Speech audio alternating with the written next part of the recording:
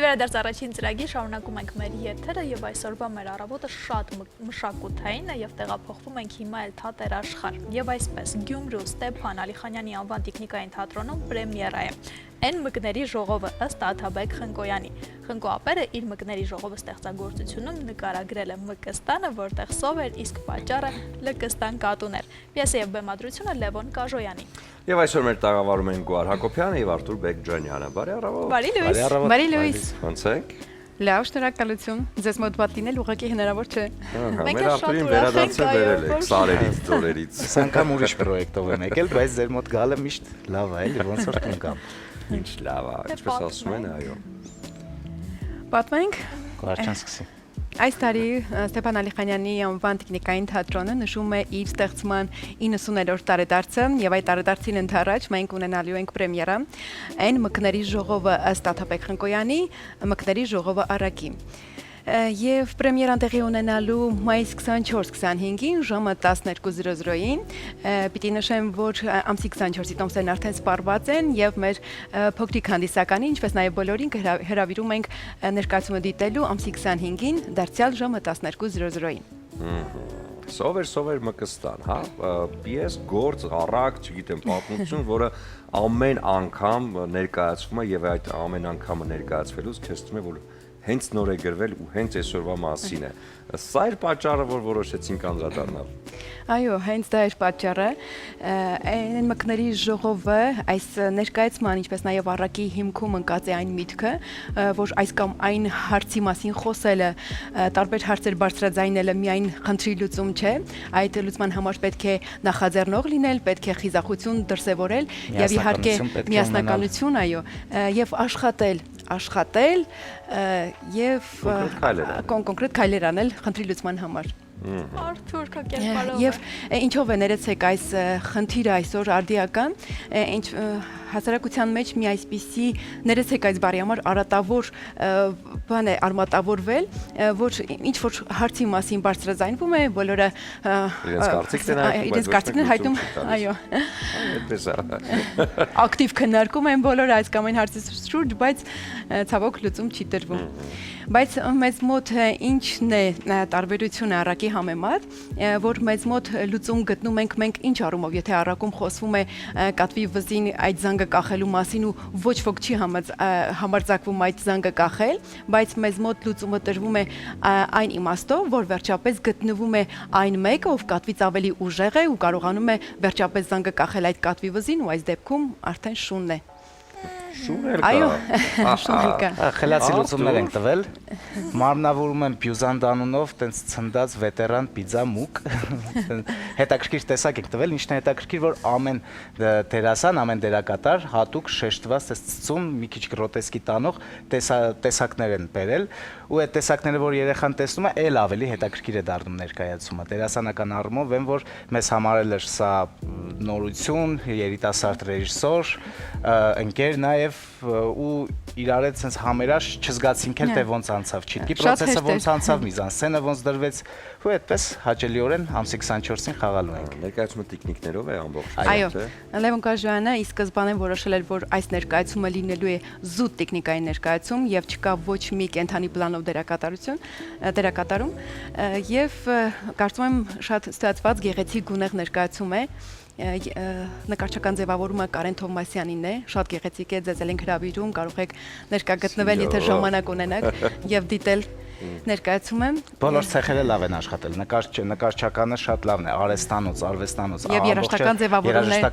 շատ հետաքրքիր։ Բեմն է շատ հետաքրքիր, նեոն լույսերի ձևավորումով, հետաքրքիր բաներ են կարել։ Ժամանակակից մոտեցում։ Հա, ստանդարտից դուրս, բայց այդ բանը պահել ենք։ Նաեւ ավելացրել ենք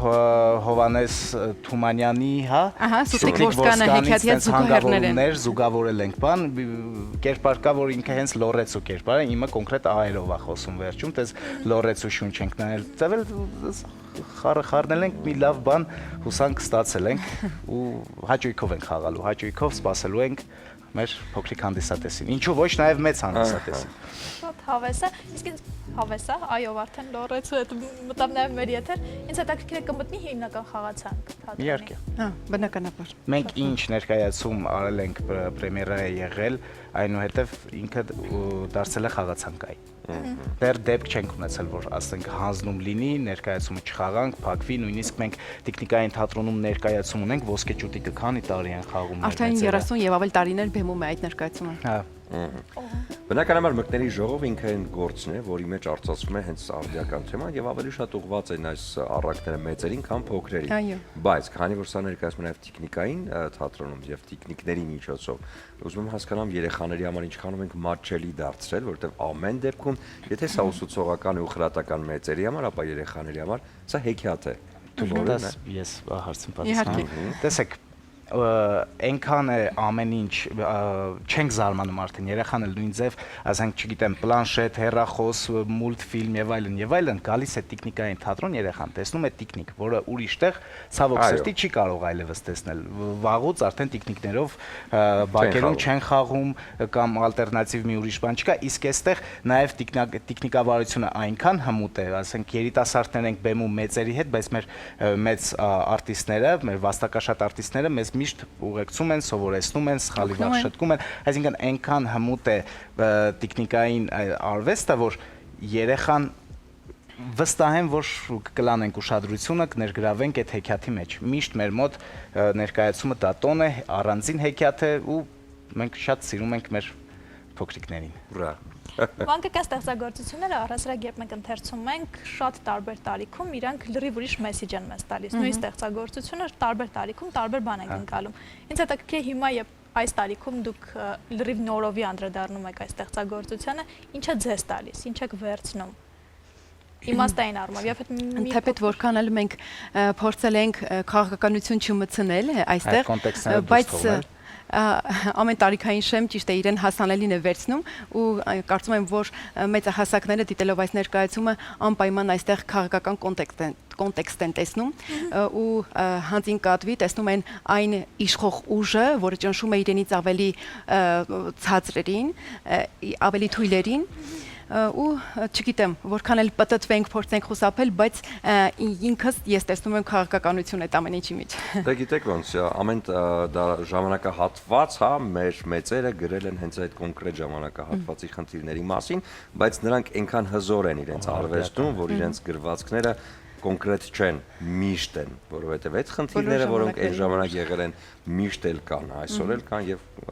ցավոք սրտի հետո էլ են լինելու։ Այդ դերակատարման ցցուն տեսակների շնորհիվ փորձել ենք մի քիչ երկրորդ, երրորդ պլան մղել այդ քաղաքական կոնտեքստը, որ ինքը տես շատ չերևա, որ հենց դրա մասին է, էլի։ Եվ փոխարենը ներեցեք կատվի կերպարն է առաջ քաշել ռեժիսորը եւ ավելի ակցենտավորել է եւ ես որպես դերասանուհի իմ մոտեցումներն եմ ցուցաբերել իմ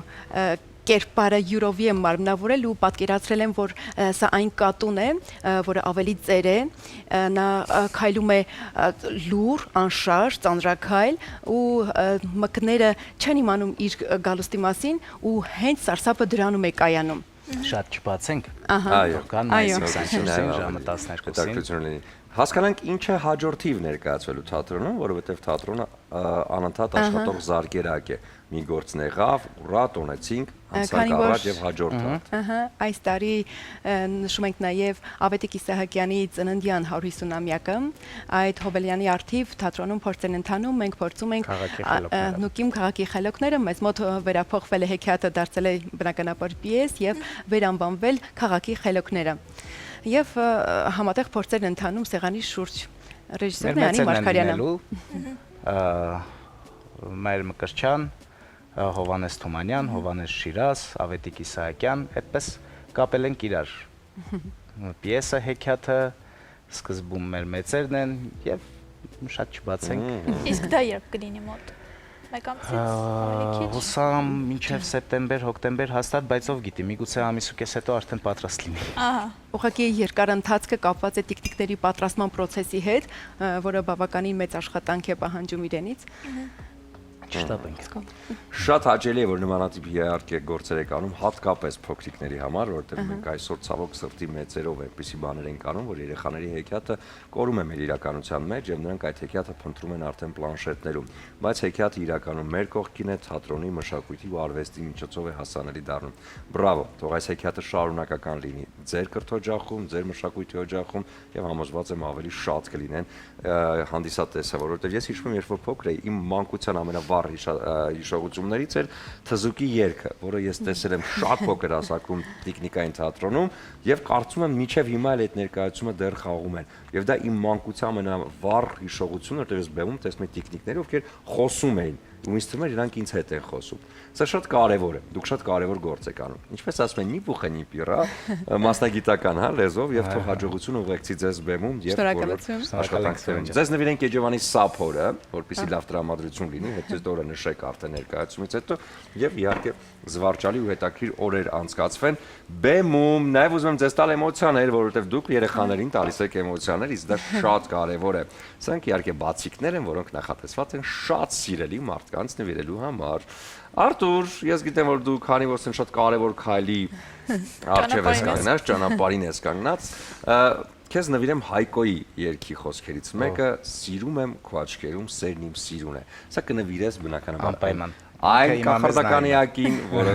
որի աչքերում սերն ես քո տեսնում։ Եւ ձեզ նույնպես ուզում եմ նվիրել Հայկոյի երգերից է ու խաչվեցին մեր հայացքները։ Շնորհակալ եմ անչափ։ Ձեզ համար շատ կարևոր ու հարազատ մարդկա։ Շնորհակալ ենք կալության համար։ Շնորհակալ Ձեզ ձեզ մոտ միշտ հաճելի։ հաջողություններ ենք Միշտ ջերմ եմ բարի, շնորհակալ ենք։